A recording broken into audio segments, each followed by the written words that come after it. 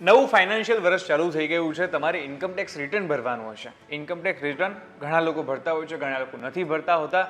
Income tax return ભરવું જોઈએ કે ના ભરવું જોઈએ, અને જો તમે ભરો છો તો એ કિસ્સાઓમાં તમારે કઈ કઈ બાબતોનું ખાસ ધ્યાન રાખવું જોઈએ એના વિશે વાત કરીશું આજના વિડીયોમાં. નમસ્કાર મિત્રો, હું છું મહેશ રાજગુરુ અને તમે જોઈ રહ્યા છો વાઇબ્સ ઓફ ઇન્ડિયા. ભારતની અંદર કુલ બે પ્રકારના ટેક્સીસ છે. એક છે ઇનડાયરેક્ટ ટેક્સ અને બીજો છે ડાયરેક્ટ ટેક્સ.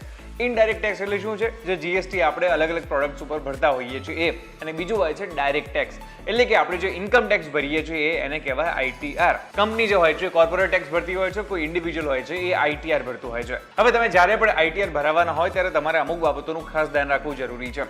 તો સૌથી પહેલી બાબતનું ધ્યાન તમારે એ રાખવાનું છે કે આઈટીઆરની જે ડેડલાઇન હોય છે એની પહેલા તમારે તમારું આઈટીઆર ફાઇલ કરી દેવું. હવે દર વર્ષે અલગ અલગ ડેડલાઇન હોય છે. જેમ કે આ વર્ષે જુલાઈ મહિનાના એન્ડ સુધી અમુક ટાઈમે એક્સટેન્ડ પણ થતી હોય છે. એ ડેડલાઇન પહેલા જો તમે તમારું આઈટીઆર ભરી દો છો તો તમારે કોઈ પણ જાતની પેનલ્ટી નથી ભરવાની થતી. તમે ડેડલાઇન પછી જો આઈટીઆર ભરશો તો તમારે પેનલ્ટી ભરવાની થશે. બીજી બાબતનું તમારે એ ધ્યાન રાખવાનું છે કે તમે આઈટીઆરની અંદર જે ફોર્મ સિલેક્ટ કરો છો એ કયું સિલેક્ટ કરો છો. આઈટીઆરની અંદર અલગ અલગ પ્રકારના ફોર્મ હોય છે. ફોર્મ 16 હોય છે, એવી રીતે અલગ અલગ પ્રકારના ફોર્મ હોય છે. કોઈ ઇન્ડિવિજ્યુઅલ છે એની માટે શું છે, બિઝનેસ છે એની માટે શું છે, આવી રીતે અલગ અલગ ડિપાર્ટમેન્ટ પડેલા છે. તો તમે જ્યારે પણ આઈટીઆર ભરતા હોય, તમે જાતે ભરતા હોય કે કોઈ પણ એક્સપર્ટની મદદથી ભરતા હો, તો એ બાબતનું ખાસ ધ્યાન રાખો કે તમે કયું ફોર્મ સિલેક્ટ કરો છો. હવે એની સાથે અમુક વાર એવું બનતું હોય છે કે અમુક લોકો આઈટીઆરની અંદર આવતા હોય છે, એટલે કે ઇન્કમ ટેક્સના ક્રાઇટેરિયામાં આવતા હોય છે, એમની ઇન્કમ એટલી હોય છે, પણ એ લોકો આઈટીઆર એટલે કે ઇન્કમ ટેક્સ રિટર્ન ફાઇલ નથી કરતા.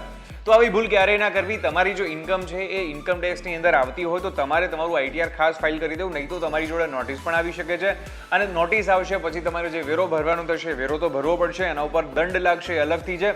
એટલા માટે ક્યારે આવી ભૂલ ના કરવી. પાછું આઈટીઆર ફાઇલ કરવાના ફાયદાઓ પણ ઘણા હોય છે. જેમ કે તમારે કોઈ લોન લેવી છે અથવા તો તમારે ક્રેડિટ કાર્ડ જોઈએ છે. આ કિસ્સામાં તમારે તમારું ઇન્કમ પ્રૂફ તો બતાવવું પડશે ને. એ ઇન્કમ પ્રૂફ તમે તમારા આઈટીઆરની મદદથી બતાવી શકો છો કે જો મારી ગયા વર્ષની અંદર આટલી ઇન્કમ હતી એટલા માટે તમે મને લોન આપી શકો છો. એવી રીતે ઘણી બધી બાબતોમાં તમને તમારું આઈટીઆર કામ લાગી શકે છે. એની સાથે તમે જ્યારે પણ આઈટીઆર ફાઇલ કરતા હોય ત્યારે તમારી જો બેંક ડિટેલ છે એને વેરીફાઈ ખાસ કરી દેવી. કરવાનું કારણ શું છે? ઘણીવાર કેવું હોય, માની લો કે તમે સેલેરીમાં કોઈ જગ્યાએ કામ કરો છો અને એ જ જગ્યાએ તમારું ટીડીએસ કપાય છે. ટીડીએસ એટલે શું છે? ગવર્મેન્ટ પહેલેથી એક નક્કી કરેલી રકમ કાપી લેતી હોય અને એવું કહેતી હોય કે તમે જ્યારે આઈટીઆર ભરો ને ત્યારે જો તમે ટેક્સના ક્રાઇટેરિયામાં નહીં આવતા હોય તો આ ટીડીએસની રકમ તમને પાછી મળી જશે. આ તમે તમારા 26 ASનું જે ફોર્મ હોય છે એની અંદરથી જોઈ શકો છો. એટલા માટે થઈને જો તમારે આવું કોઈ પણ જાતનું રિફંડ લેવાનું થતું હોય ગવર્મેન્ટ જોડેથી, તમારી સેલેરીમાંથી કે તમારા કોઈ પણ પેમેન્ટમાંથી જો ટીડીએસ કપાયું હોય તો એ ટીડીએસ પાછું મેળવવા માટે થઈને તમારે બેંક ડિટેલ એડ કરવી જરૂરી બને છે. એની સાથે બીજી એક નોર્મલ વસ્તુ છે, તમે જ્યારે પણ આઈટીઆર ફાઇલ કરવા બેસો અથવા તો કોઈ પણ ફાઇલ કરે આઈટીઆર તમારું, તો એ ફોર્મ આખું એકવાર ચેક કરી લેવું. અને એની અંદર જો તમને એવું લાગે છે કે અહીંયા ભૂલ છે તો એને સુધરાવી લેવી, કારણ કે એક નાનકડી ભૂલ પણ તમને ક્યાંક ભારે પડી શકે છે. એના સિવાય તમારે એક બાબતનું ખાસ ધ્યાન રાખવાનું છે કે એસેસમેન્ટ યર અને ફાઇનાન્શિયલ યર આ બંને વસ્તુ અલગ છે. એટલે માટે તમે આની અંદર ક્યાંય ભૂલ ના કરો. ફાઇનાન્શિયલ યર એટલે કે જે વર્ષની અંદર તમે કમાણી કરી છે એ વર્ષ, મતલબ કે લાસ્ટ જે વર્ષ 2022-23 હતું એ. જો યાદ રાખજો, જે ફાઇનાન્શિયલ યર હોય છે એ જાન્યુઆરીથી ડિસેમ્બરનું નથી હોતું, એ એપ્રિલથી શરૂ થાય છે અને માર્ચની અંદર એન્ડ થાય છે. એટલે ફાઇનાન્શિયલ યર જે છે અલગ હોય છે. હવે અસેસમેન્ટ યર એટલે કયું? માની લો કે હાલમાં 2023 ચાલુ છે તો 2023-24 એ અસેસમેન્ટ યર થશે, જ્યારે વર્ષ 2022-23 જે છે એ તમારું ફાઇનાન્શિયલ યર થશે. તો આ બાબતનું ખાસ ધ્યાન રાખવું.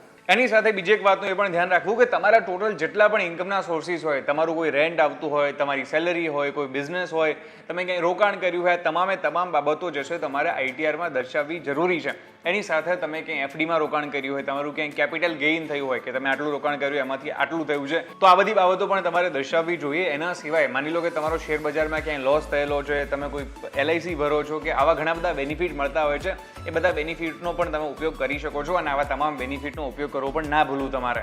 માટે જો તમારું આઈટીઆર હજુ સુધી ફાઇલ કરવાનું બાકી હોય તો આટલી બાબતોનું તમે ખાસ ધ્યાન રાખજો, કારણ કે તમને આ બહુ જ હેલ્પફુલ થશે. અને આશા રાખું છું તમને બધાને આ વિડીયો ખૂબ જ ગમ્યો હશે. અને આ જો વિડીયો ગમ્યો હોય તો એક જ કામ કરવાનું છે, નીચે કમેન્ટ કરવાની છે. અને આવા જ ઇન્ફોર્મેટિવ વિડીયો સાથે હું તમને મળતો રહીશ વાઇબ્સ ઓફ ઇન્ડિયા ઉપર.